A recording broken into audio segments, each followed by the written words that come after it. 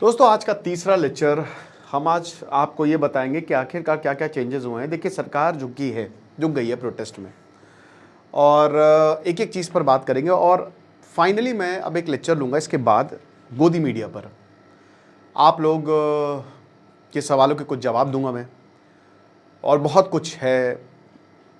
थोड़ा सा विस्तार से सीजेपी लीडरशिप पर बात करेंगे क्योंकि आप लोगों ने बोला कि सर आप ऐसा क्यों कह रहे हो, तो मैं थोड़ा सा उस पर और सफाई दूंगा। आशा करता हूं आप सब बहुत अच्छे होंगे। मेरा नाम है सिद्धांत अग्निहोत्री, स्टडी ग्लोस पे आपका बहुत बहुत स्वागत है। आगे बढ़ने से पहले हमारा एआई का course, master prompt engineering, video generation, graphic designing, YouTube, ये चारों कोर्सेज एक में आपको मिलेंगे। बेहतरीन कोर्सेज। अगर आपको लगता है कि आपकी लाइफ चेंज होगी तो आप इस कोर्स को अवेल कर सकते हैं। देखिए सोनम वांगचुक ने फास्ट हंगर स्ट्राइक तोड़ दी है। जो अनशन था उन्होंने तोड़ दिया है। सीजेपी का ये ऐलान है कि हम अनशन जारी रखेंगे जब तक धर्मेंद्र प्रधान इस्तीफा नहीं देंगे। अब क्या धर्मेंद्र प्रधान इस्तीफा देंगे, हम उसकी बात अभी थोड़ी देर से करेंगे, बट मेजर चेंजेस हुए हैं। वो चेंजेस क्या है? सबसे पहली बात, appointments committee of the cabinet ACC, जो कि प्रधानमंत्री खुद हेड करते हैं, सबसे बड़ी कमिटी मानी जाती है ये। किसी भी कमिटी का क्या काम होता है? वो रिपोर्ट बनाती है। देखिए मंत्री जो होते हैं ना, वो काम नहीं करते।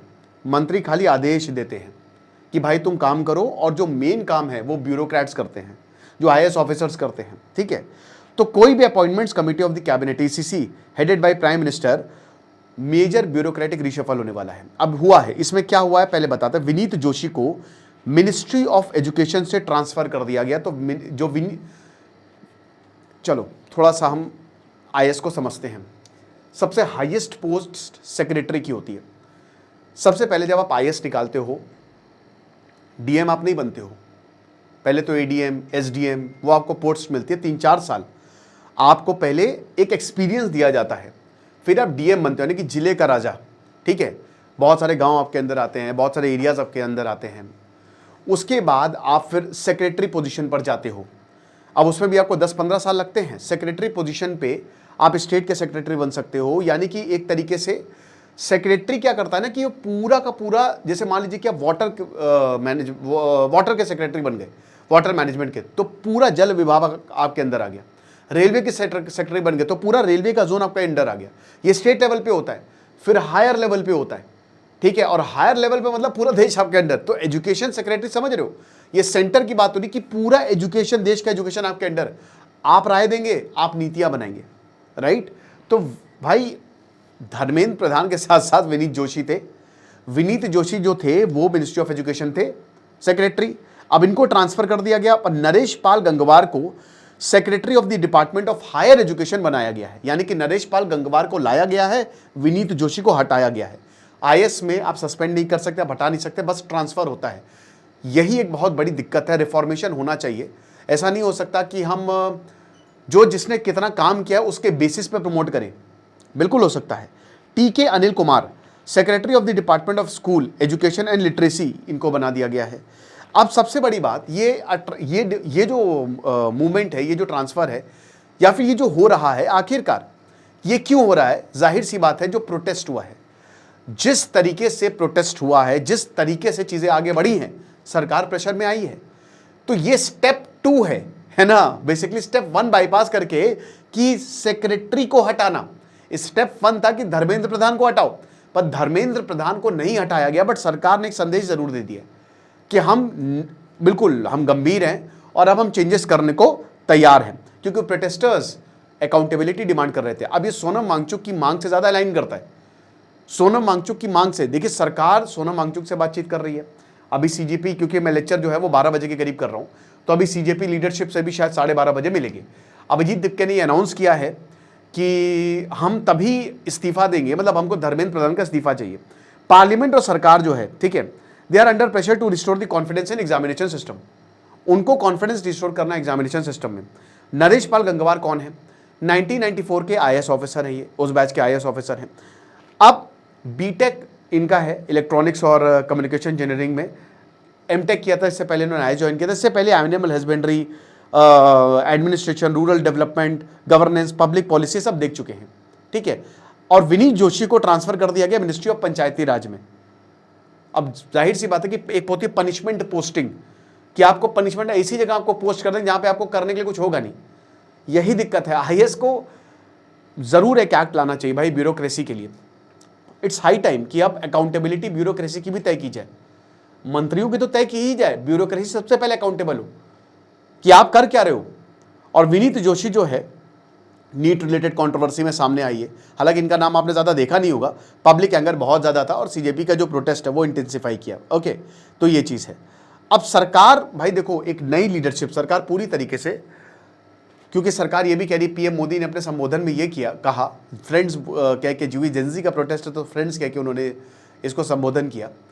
और पीएम मोदी का ये कहना है कि हम इस पर बातचीत करने के लिए तैयार हैं, हम कोई एक्ट लाएंगे, हम नया एक्ट लाने के लिए तैयार हैं जो कि नीट पेपर लीक की व्यवस्थाओं पर होगा, मतलब पेपर लीक ना हो सके। ओके, इसको खत्म किया जा सके, पूरी तरीके से खत्म किया जा सके। ऐसी सी कहानियां ये दोस्तों, जिसने पेपर लीक कराया उसके पूरे परिवार में सबके सब डॉक्टर हैं, क्या उसकी जांच नहीं होनी चाहिए? कितने लोगों को उसने पेपर बांट दिए होंगे जो फर्जी में डॉक्टर बन गए होंगे, फर्जी में आपका इलाज करेंगे, झोला छाप डॉक्टर एमबीबीएस की डिग्री के साथ। What does the higher education secretary do? सारी पॉलिसीज यही बनाते हैं। University, higher education, IITs, IIM, central university, सब इनके अंडर होता है। मैंने क्या बताया कि सेक्रेटरी, सिर्फ मैंने बताया कि सेक्रेटरी बहुत पावरफुल पोजीशन होती है, सब कुछ आपके पास होता है। अब सबसे बड़ी बात क्या, धर्मेंद्र प्रधान इस्तीफा देंगे। देखिए, धर्मेंद्र प्रधान इस्तीफा देंगे, ये सीजेपी की मांग है। सोनम वांगचुक की मांगों को ऑनर किया गया है, सोनम वांगचुक ने अपना अनशन खत्म कर लिया। अब सीजेपी क्या कह रही है कि हम धर्मेंद्र प्रधान की इस्तीफे के बिना कुछ भी नहीं मानेंगे। धर्मेंद्र प्रधान के साथ प्रॉब्लम क्या थी कि सरकार अगर उनका इस्तीफा लेगी तो सरकार बहुत कुछ खो भी बैठेगी, ये उनको पता है, ये राजनीति है। धर्मेंद्र प्रधान को तो खुद नैतिक तौर पर इस्तीफा दे देना चाहिए, खुद, लेकिन अभी तक उन्होंने इस्तीफा नहीं दिया। अब क्यों नहीं दिया, इसके पीछे भी राजनीति है, उड़ीसा की राजनीति है। साथ ही साथ धर्मेंद्र प्रधान, हो सकता है उनको कहीं और ट्रांसफर कर दिया जाए, लेकिन मांगे तेज होती जा रही हैं। सीजेपी ने नेशन वाइड प्रोटेस्ट बोला कि आप हर जगह आइए। अब मुझे सौरभ दास का स्टेटमेंट समझ में नहीं आया। एक तरफ वो कह रहे हैं कि आ जाओ, हर कोई, एक तरफ वो कह रहे हैं कि देश भर में जो प्रोटेस्ट हो रहा है उनका हमको कोई अकाउंटेबिलिटी नहीं है, और दूसरी जगह वो कह रहे हैं कि पूरे देश भर में प्रोटेस्ट होने चाहिए। तो मुझे लिटरली समझ में नहीं आ रहा है कि वो कहना क्या चाह रहे हैं, राइट, ये चीज़ है। तो क्या एजुकेशन मिनिस्टर चेंज होने वाले हैं?